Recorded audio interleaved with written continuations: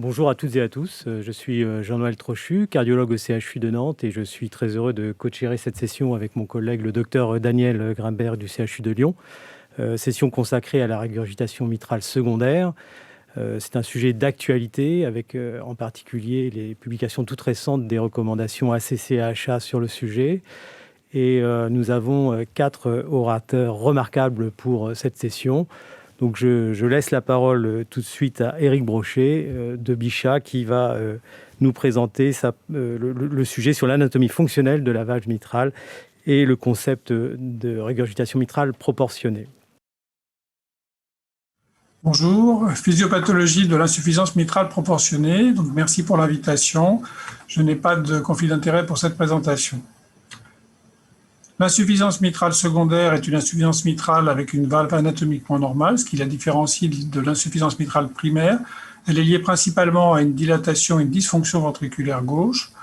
Les mécanismes sont multiples et souvent intriqués, avec au premier plan le remodelage du ventricule gauche, avec un déplacement des piliers, une attraction de l'appareil valvulaire mitral, associée à une dilatation annulaire mitrale, et une réduction des forces de fermeture avec la dysfonction systolique du ventricule gauche, l'asynchronisme, et également des conditions hémodynamiques qui se surajoutent. Le remodelage ventriculaire gauche peut être global et symétrique, comme on le voit dans les cardiopathies dilatées, avec un déplacement symétrique des piliers et un jet d'insuffisance mitrale centrale. Il peut être plus asymétrique dans les cardiopathies ischémiques avec une dilatation ventriculaire gauche moins importante, une asynergie segmentaire et une restriction asymétrique des feuillets avec un jet très excentré. La relation entre l'insuffisance mitrale et le remodelage ventriculaire gauche est complexe. On sait que l'insuffisance mitrale aggrave le remodelage, qui lui-même peut aggraver l'insuffisance mitrale. Et la question qui se pose est de savoir si l'insuffisance mitrale n'est que le reflet de la cardiopathie ou s'il s'agit d'une cible thérapeutique sur laquelle on peut agir et améliorer donc l'état fonctionnel et le pronostic de ces patients. L'une des difficultés dans l'insuffisance mitrale secondaire, c'est d'apprécier sa sévérité. Les paramètres de quantification classiques comme ceux de la PISA sont souvent un peu en défaut, avec un risque de sous-estimation en raison des caractère géométrique de l'orifice régurgitant, qui n'est pas toujours circulaire, et également des variations dynamiques de l'insuffisance mitrale. Et on connaît les discordances entre les recommandations américaines et européennes sur les seuils de quantification de surface d'orifice régurgitant et de volume régurgitant dans l'IM secondaire.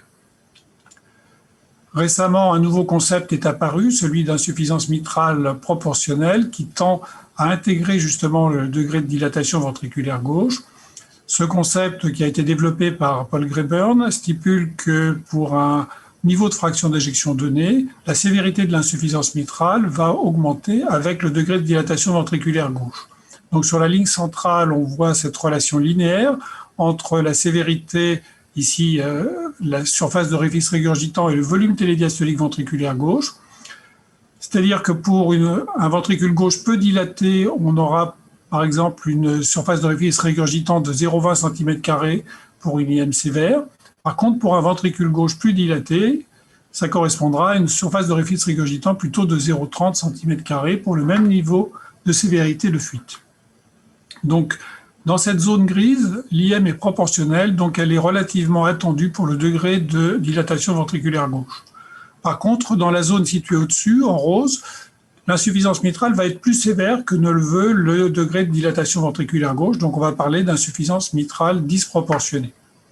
Donc en combinant les paramètres de quantification et en les indexant au volume ventriculaire gauche, cela pourrait permettre d'identifier mieux ce qui revient à l'insuffisance mitrale et à la dilatation ventriculaire gauche.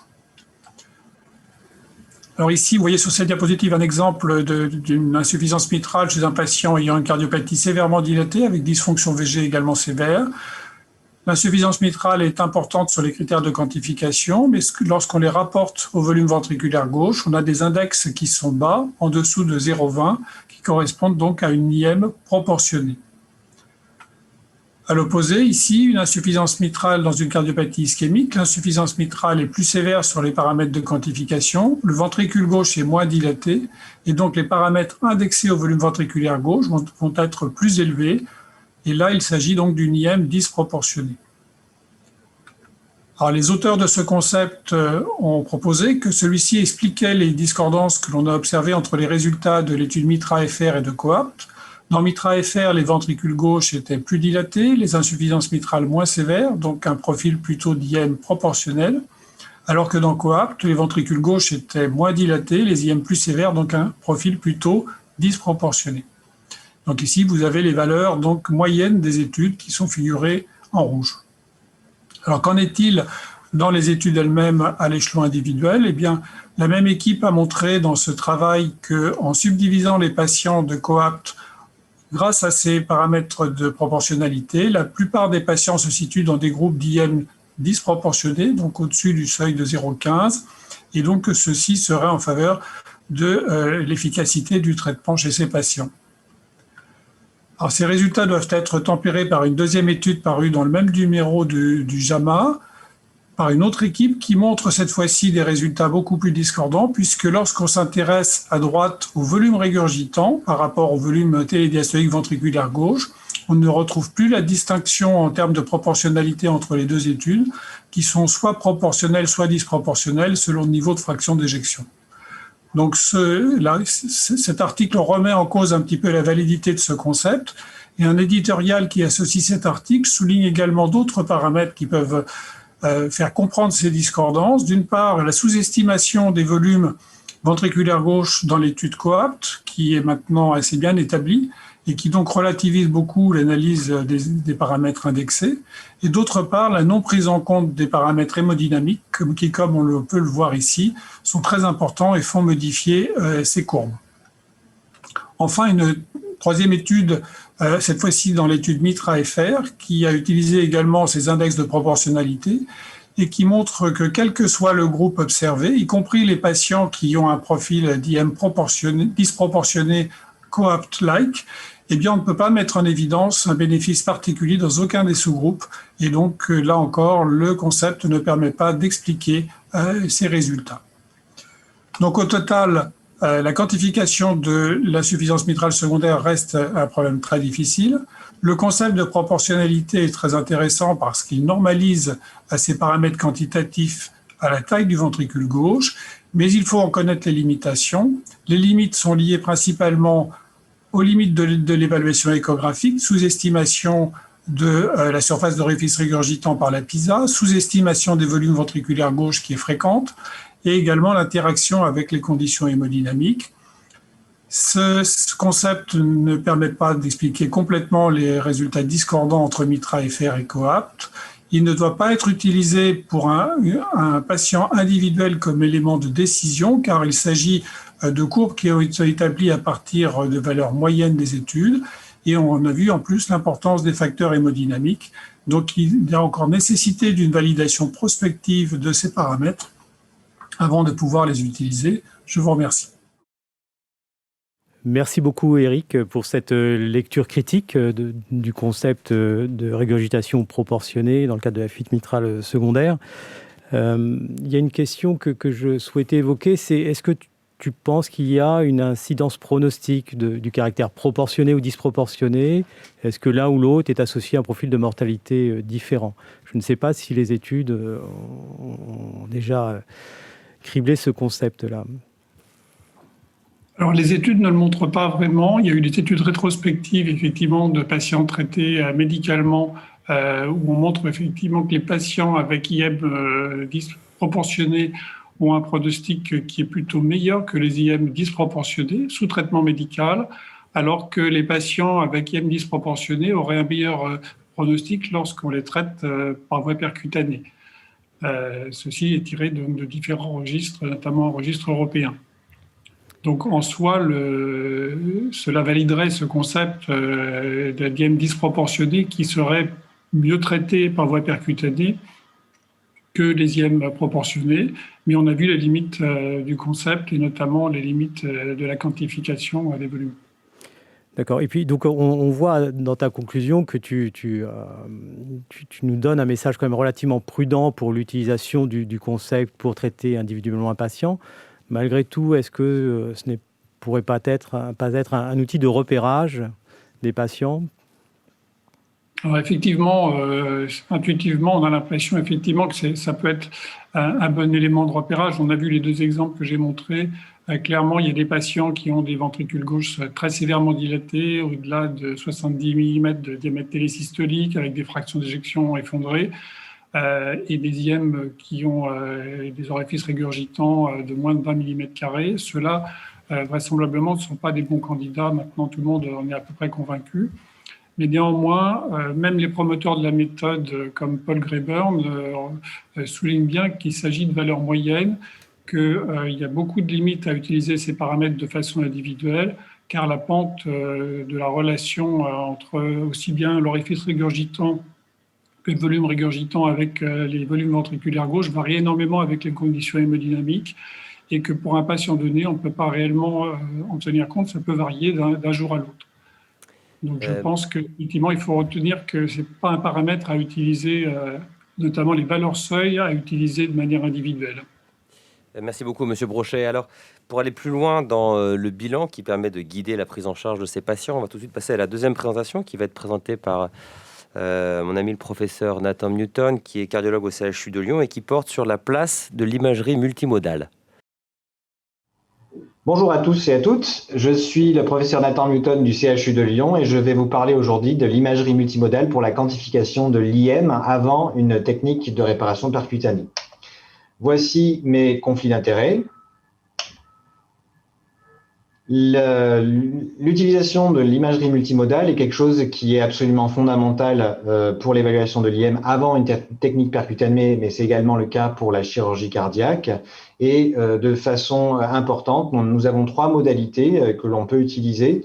L'échocardiographie qui représente la majorité des utilisations en routine avec l'écho 2D, 3D, transthoracique et l'écho transœsophagienne. Et puis, de façon plus anecdotique, ou dans le cadre de protocoles de recherche ou dans des indications ciblées, le recours au scanner cardiaque et à l'IRM cardiaque. Avant toute quantification de l'insuffisance mitrale, il est vraiment fondamental d'évaluer et de connaître en fait ces données sur l'IM, qui est quelque chose qui est variable dans le temps, en particulier lorsqu'on parle d'IM fonctionnel ou IM secondaire. L'IM, en effet, est variable en fonction des composantes organiques qui sont à l'origine du mécanisme de l'IM, mais elle va être aussi variable en fonction de la tension artérielle, de la congestion, du rythme et de l'asynchronisme ventriculaire gauche. Et enfin, le traitement médical et l'accès à la resynchronisation sont des éléments qui vont aussi faire varier en quantité et en mécanisme cette insuffisance mitrale. C'est pour cela qu'une évaluation d'IM avant toute technique d'imagerie devrait toujours être réalisée dans le cadre d'une équipe d'imagerie expérimentée, à la fois pour le diagnostic, mais aussi pour le côté interventionnel. Et en général, les échocardiographistes qui font l'évaluation des IM sont aussi présents en salle de cathétérisme pour l'intervention. Enfin, elle doit être faite sur un patient stable ou stabilisé. Et ça, c'est vraiment fondamental. Il doit être, en particulier dans l'IM secondaire dans l'insuffisance cardiaque, il doit être correctement décongestionné avec un contrôle de la fréquence cardiaque et du rythme, et ainsi que de la pression artérielle. Dans les IM secondaires, il est fondamental d'optimiser préalablement le traitement médical avec des doses maximales de traitement recommandées dans l'insuffisance cardiaque à fraction d'éjection altérée. La première technique est celle de tous les jours, c'est celle de l'échocardiographie, qui est celle de la technique de première ligne. L'échocardiographie est notre outil au lit du patient, avec une possibilité de répéter l'examen de façon extrêmement facile. Il permet en un seul examen d'évaluer l'anatomie et d'évaluer de façon dynamique la fonction de la valve mitrale. Il permet, avec les différentes équations de quantification, d'évaluer la surface d'orifice régurgitant, le volume régurgité et la fraction de régurgitation, qui sont des éléments centraux pour évaluer les techniques ou d'évaluer la décision thérapeutique. Et en même temps, il permet d'évaluer l'ensemble de la fonction cardiaque et des autres valves présentes, ce qui est fondamental pour évaluer la sévérité de l'insuffisance mitrale.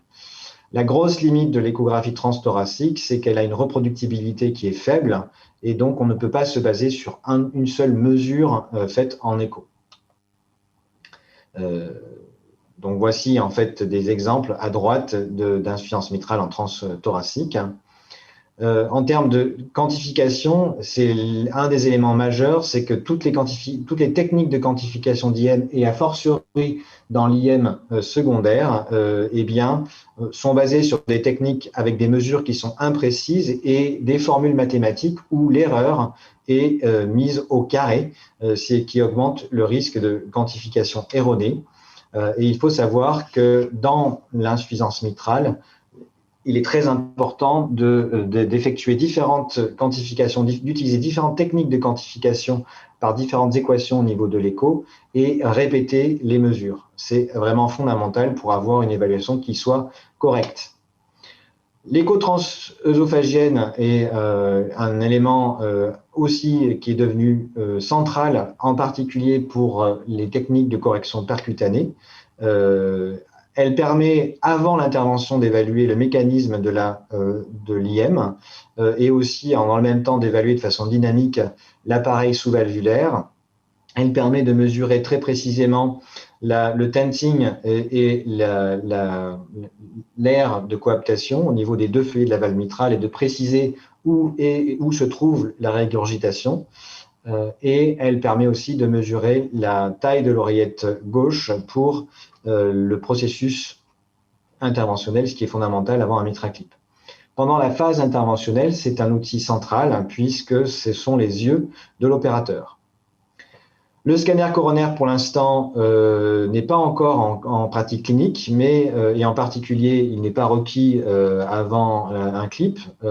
Après, il va prendre une place de plus importante, à l'instar de ce qui est fait pour le TAVI, avec les nouveaux devices et en particulier les valves complètes percutanées qui sont en cours d'évaluation et en termes de recherche.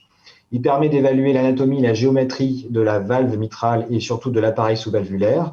C'est grâce au scanner qu'on peut voir de façon précise la position de l'appareil, des piliers, des muscles papillaires antérieurs et postérieurs.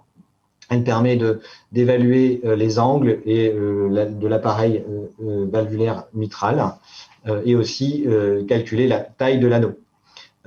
C'est une technique qui permet de bien préciser le tenting et la traction qui est posée sur la valve mitrale. Les limites du scanner, c'est que c'est une technique ionisante. Le rythme cardiaque, et en particulier en fibrillation atriale, est un élément qui va venir artefacter les mesures et il y a une résolution temporelle qui est faible. L'IRM cardiaque est une technique aussi qui est plus confidentielle et dans des cas spécifiques, qui permet de mesurer de façon précise les volumes ventriculaires. C'est le gold standard pour cela. Elle permet d'évaluer l'IM grâce à la mesure du volume télésystolique et aussi le volume dans l'aorte éjecté à chaque systole. Le problème de l'IRM, c'est son accessibilité qui est faible, à part dans quelques centres privilégiés. La sensibilité aux artefacts et aux arythmies qui sont fréquentes chez les patients avec IM et la résolution spatiale qui, à l'inverse du scanner, n'est pas isotrope et donc qui peut limiter l'évaluation dans l'espace. L'avantage, c'est celle des volumes, l'évaluation des volumes ventriculaires. Donc, dans une prise en charge globale, on peut quantifier très précisément les volumes, alors que l'échographie, c'est une des limites importantes de l'écho. Elle sous-estime de façon très importante les volumes sur des ventricules gauches très dilatés.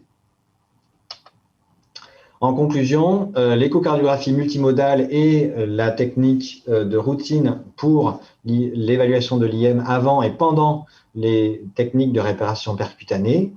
Il faut simplement savoir que l'évaluation de l'IM en échocardiographie est très variable en conditions avec différents facteurs et tous les résultats qui sont évalués, même dans une équipe expérimentée, doivent être pris avec prudence. Il faut souvent répéter et utiliser différentes techniques ou calculs de techniques de quantification. Les techniques de correction de la valve mitrale ne devraient pas être décidées simplement sur une mesure échocardiographique, mais doivent en prendre en compte le patient de façon globale Et enfin, le scanner coronaire, le scanner cardiaque va devenir une technique probablement en évolution avec les nouveaux devices qui arrivent. Et l'IRM apporte des éléments importants, mais avec une accessibilité qui est plus limitée. Je vous remercie pour votre attention et bonne suite de congrès.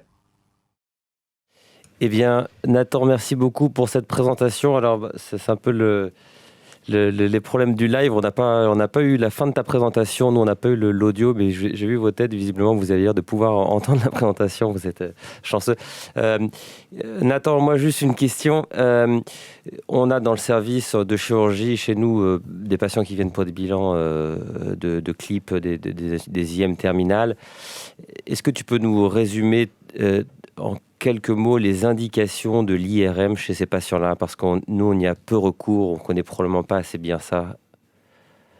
La problématique, c'est surtout pour la quantification des volumes et de la fonction ventriculaire gauche, et ça te permet aussi de préciser le mécanisme en termes d'infarctus et de viabilité aussi. Ça, c'est un des éléments quand vous les opérez aussi dans un contexte de pontage associé. La problématique, dans les IM terminales, c'est souvent des patients qui sont arythmiques, donc la reproductibilité va être rendue compliquée par la présence de l'arythmie, et dans les patients insuffisants cardiaques à fraction d'éjection altérée, beaucoup d'entre eux auront aussi des dispositifs intracardiaques avec la resynchronisation ou le défibrillateur qui va venir artefacter l'imagerie aussi. Donc ça, c'est un des éléments qui sont des limites. Mais la grosse limite de l'IRM, c'est l'accessibilité. Moi, j'ai une question, Nathan, s'il n'y a pas d'autres questions.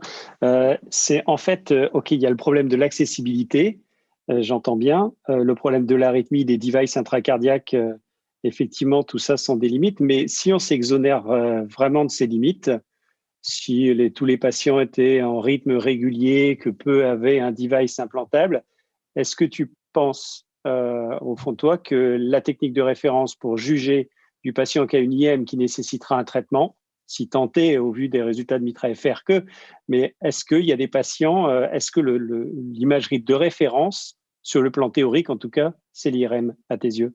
Non. Là, en pratique, pour moi, c'est l'écho, et c'est là où on a des années d'expérience avec une équipe expérimentée, et il y a une plus-value de l'écho, en sachant que l'écho, effectivement, c'est l'outil qui est le plus facile à avoir et qui a une approche dynamique.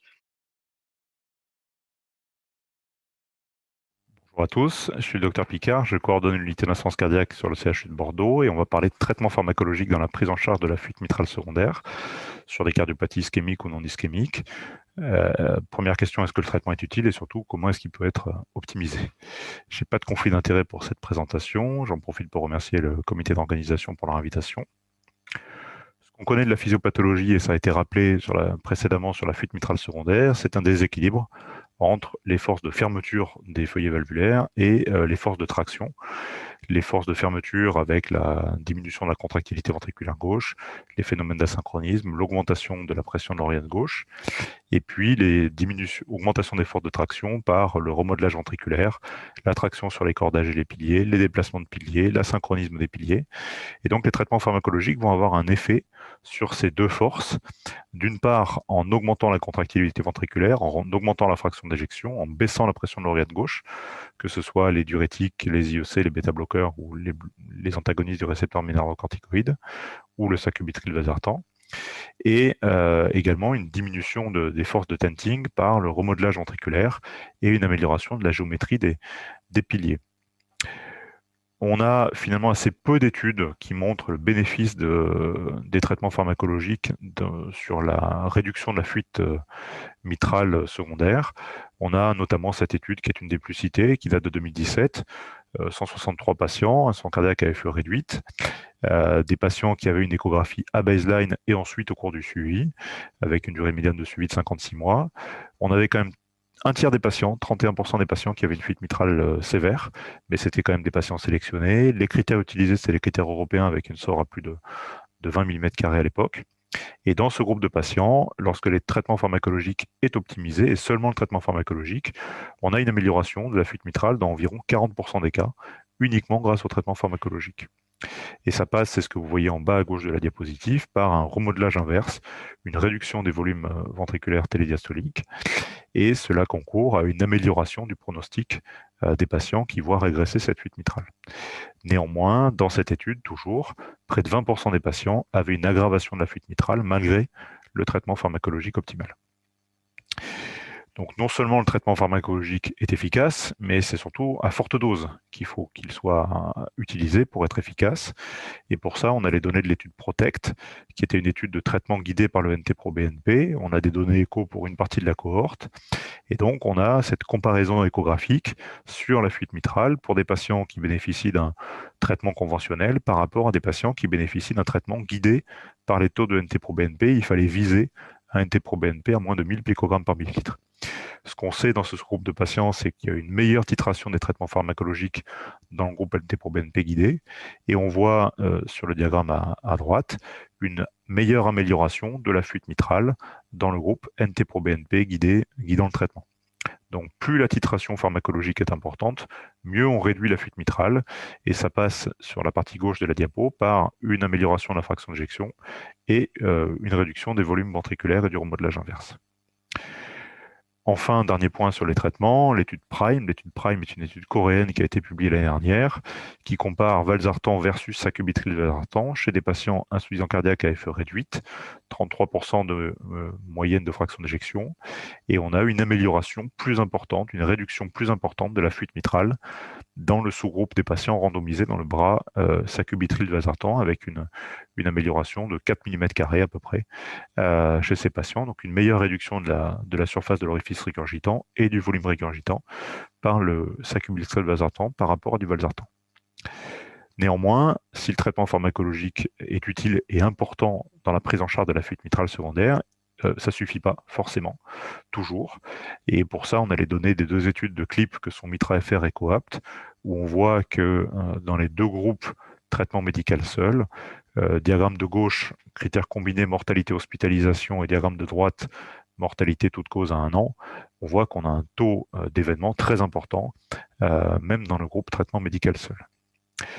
Probablement d'ailleurs que le traitement pharmacologique n'a pas la même action, la même efficacité en fonction du type de fuite mitrale.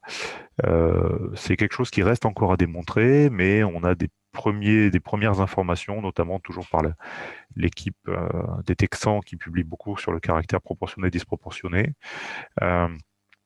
On a l'impression effectivement que quand on a une fuite qui est proportionnée, c'est-à-dire où l'importance de la fuite mitrale est directement en relation avec l'augmentation du volume ventriculaire gauche, le traitement pharmacologique est absolument indispensable, et on a montré dans MITRA-FR que s'intéresser et traiter la fuite mitrale comme cible thérapeutique ne changeait pas le pronostic de ces patients. Donc probablement que dans la fuite mitrale proportionnée, le traitement pharmacologique seul est indispensable. Dans la fuite disproportionnée, quand la sévérité de la fuite mitrale n'est pas corrélée avec la dilatation ventriculaire gauche, le traitement pharmacologique est indispensable, mais peut-être moins efficace. Et c'est là qu'effectivement on peut avoir un intérêt à envisager une intervention sur la fuite mitrale de type MITRA-CLIP. Et on se rend compte également que le traitement pharmacologique est probablement moins efficace quand on a des QRS qui ont une durée prolongée, et il peut y avoir un intérêt dans ce cas-là à la resynchronisation. Alors, comment optimiser le traitement pharmacologique? On ne va pas inventer la poudre, c'est en suivant les recommandations. Ça, ce sont les recommandations de 2016. Globalement, on sait qu'un patient insuffisant cardiaque peut être optimisé en à peu près 3 mois de traitement pharmacologique. Il faut des doses maximales de traitement et utiliser un traitement de deuxième ligne avec le sacubitril/valsartan, comme l'a prouvé l'étude PRIME. La principale raison de ne pas y arriver, c'est soit qu'on arrive trop tard dans l'évolution de patient, qui est en insuffisance cardiaque déjà avancée et tardive, et où malheureusement on ne peut plus vraiment le titrer, on va même désescalader le traitement, soit principalement l'inertie thérapeutique contre laquelle il faut lutter. Et puis on va avoir les nouvelles recommandations qui vont arriver au printemps, pour lesquelles il faudra être le plus agressif possible, le plus précoce possible pour traiter ces patients. Donc en conclusion, le traitement pharmacologique est utile et efficace pour traiter les fuites mitrales secondaires. Il faut savoir mettre de fortes doses de traitement, utiliser des traitements qui pour l'instant sont en deuxième ligne comme le sacubitril/valsartan. Les glyphosines auront un intérêt également dans la fuite mitrale. Probablement un rôle un petit peu différent selon le caractère proportionné ou disproportionné. Et ne pas oublier que le principal facteur de non-traitement de ces patients, c'est l'inertie thérapeutique contre laquelle il faut lutter. Je vous remercie. Merci beaucoup pour cette invitation. Je vais vous parler de l'intérêt du MitraClip pour traiter l'insuffisance mitrale secondaire et l'intérêt qu'il pourrait y avoir chez tous les patients. Voici mes conflits d'intérêts. J'ai divisé ma présentation en 3 parties. Est-ce que c'est efficient pour traiter une fuite mitrale? Est-ce que c'est safe? Et est-ce que c'est relevant au vu des études cliniques? Alors tout d'abord, est-ce que c'est efficient pour réduire la fuite mitrale secondaire? Très clairement, on le sait grâce à 2 études randomisées que sont MITRA-FR et COAPT, toutes les 2 publiées dans le New England, qui montrent très clairement l'efficacité du MitraClip pour réduire la fuite mitrale fonctionnelle ou secondaire. Et cette réduction n'est pas la conséquence d'une fermeture de l'orifice régurgitant. Je dirais plus que la fermeture de l'orifice régurgitant, c'est la conséquence du geste d'annuloplastie que vous créez, puisque dans l'IM secondaire, l'anneau étant dilaté, la fermeture du clip va rapprocher la partie antérieure de la partie postérieure de l'anneau mitral. On le constate sur cette petite expérimentation, mais on le constate dans différents travaux cliniques, dont celui-ci qui vous montre l'augmentation de la hauteur de coaptation après clipping et l'augmentation de la surface de coaptation avec la diminution, vous le voyez ici sur l'écran, du diamètre antéro-postérieur par rapport au diamètre initial. Et on sait que ce phénomène est stable dans le temps. Est-ce que vous êtes efficient sur la classe fonctionnelle NYHA du patient? Très clairement, dans l'étude MITRA-FR, tout comme dans l'étude COAPT, vous allez améliorer la classe fonctionnelle du patient. Et vous êtes probablement efficient parce que vous allez améliorer l'hémodynamique globale du patient en augmentant son index cardiaque. Et de ce fait, en augmentant l'index cardiaque, vous améliorez l'hémodynamique globale du patient avec une baisse des pressions dans l'oreillette gauche, des pressions capillaires, des pressions pulmonaires, donc une amélioration globale de l'hémodynamique du patient. Est-ce que c'est safe? Est-ce qu'on travaille en sécurité? Eh bien, clairement, que ce soit dans l'étude MITRA-FR ou dans l'étude COAPT, l'implantation d'un clip n'expose pas le patient à des complications majeures. Les complications majeures que l'on connaît, ce sont surtout les déchirures valvulaires. Et ces déchirures valvulaires, on le sait, apparaissent dans bien moins de 1% des cas. Donc, une procédure efficiente, une procédure safe, mais à côté de ça, il existe un autre moyen de traiter l'IM secondaire, qui est la chirurgie cardiaque. Mais si on va dans les recommandations, on voit que la place de la chirurgie cardiaque est extrêmement ténue, se limitant finalement en classe 1 aux patients qui nécessitent des pontages orthocoronaires et qui a une fraction d'éjection ventriculaire gauche conservée avec une fuite de mitrale secondaire de haut grade symptomatique. Sinon, on passe très vite dans le 2A, voire dans le 2B, voire dans le 3. Donc finalement, c'est probablement pour ça que lorsqu'on verra les études n'ont pas été comparées au traitement chirurgical, mais au traitement médical. Alors justement, quid des études? Est-ce que c'est relevant par rapport au traitement médical de traiter une insuffisance mitrale secondaire par MitraClip? On bénéficie de l'étude MITRA-FR qui recrutait des patients avec une surface de l'orifice régurgitant au moins égale à 20 mm de mercure, 20 mm carrés de surface, qui était symptomatique avec une fuite mitrale de grade 2 à 4. Donc, dans cette étude, étaient contre-indiqués les patients qui étaient éligibles pour une chirurgie cardiaque. Le critère primaire de jugement était un critère de réhospitalisation ou de décès de toute cause à 12 mois. Et vous savez très bien que dans cette étude, il n'y a pas eu de différence significative entre le groupe percutané et le groupe contrôle, avec une amélioration surprenante mais indiscutable des patients sous traitement médical thérapie. On pourrait en discuter longuement. L'étude COAPT donc, est une étude américaine qui, elle, a regardé à 12 mois, à 24 mois, pardon, la réhospitalisation cumulée, c'est-à-dire tout patient hospitalisé une fois, 2 fois, 3 fois va compter comme 3 événements indésirables. Il s'agit d'un taux de réhospitalisation cumulé à 24 mois avec un critère de mortalité à 12 mois. Et les résultats ont fait beaucoup, bien sûr, parler, puisqu'il y a un net avantage en faveur du MitraClip en termes de réhospitalisation cumulée. mais probablement aussi que le fait majeur dans l'histoire du traitement de la fuite mitrale secondaire, c'est ce critère de jugement secondaire à 12 mois qui montre une amélioration en termes de survie du groupe traité. Et c'est la première fois qu'une étude montre cela, vous améliorez la survie. Alors, les études diffèrent dans leurs conclusions, mais elles diffèrent indiscutablement dans la population recrutée à la base. On pourrait dire que la population MITRA-FR est plus une population all-commerce, alors que la population COAPT est plus une population très sélectionnée de patients très résistants au traitement médical dans leur IM secondaire. C'est ce que l'on retrouve ici dans les résultats, puisque vous voyez que la surface de l'orifice régurgitant dans l'étude MITRA-FR flirte avec les 30 mm², tandis que la surface de l'orifice régurgitant dans l'étude COAPT est plus proche de 40 mm². Donc une insuffisance mitrale plus marquée que l'on va caractériser grâce aux travaux de Greyburn comme une insuffisance mitrale que l'on va dire disproportionnée. Greyburn ayant montré la relation qui existe entre volume ventriculaire, fraction d'éjection et surface de l'orifice régurgitant. Et il définit une zone de fuite mitrale qu'il est normal de voir vu la situation globale du ventricule gauche, que l'on juge non sévère ou proportionnée. Donc cette fuite mitrale est en accord avec la situation, je dirais, du muscle cardiaque. Et puis il existe une zone ici qu'il appelle disproportionnée, où finalement cette fuite mitrale est trop importante et peut participer à la symptomatologie du patient. C'est cette zone rouge. Et si on place la population de MITRA-FR et la population de COAPT, vous voyez que MITRA-FR se situe dans la zone d'une insuffisance mitrale secondaire proportionnée, tandis que les patients de COAPT sont dans l'insuffisance mitrale disproportionnée. Ainsi, et pour conclure, les organismes de remboursement du traitement par mitraclip dans l'IM secondaire ont conclu en France qu'il fallait rembourser pour les patients contre-indiqués à la chirurgie, ou plutôt qui n'avaient pas d'indication à une chirurgie, qui avaient une fraction d'éjection entre 20 et 50%, un volume télédiastolique du ventricule gauche en dessous de 96 et une surface de l'orifice régurgitant à plus de 30 mm². Alors qu'aux USA, on retrouve les critères d'inclusion de l'étude COAPT avec des patients avec une fuite mitrale secondaire sévère, sous traitement médical optimal, une fraction d'éjection également entre 20 et 50%, un diamètre systolique du ventricule gauche en dessous de 7 cm et des pressions artérielles pulmonaires systoliques en dessous de 70 mm de mercure. Je vous remercie beaucoup pour votre attention. Bon, eh bien, merci à tous d'avoir suivi cette session. Alors, en raison d'un petit problème technique, on ne va pas pouvoir revenir vers nos orateurs pour plus de questions. Donc, voilà, nous allons conclure la session sur cette dernière présentation. Merci à tous et bonne soirée.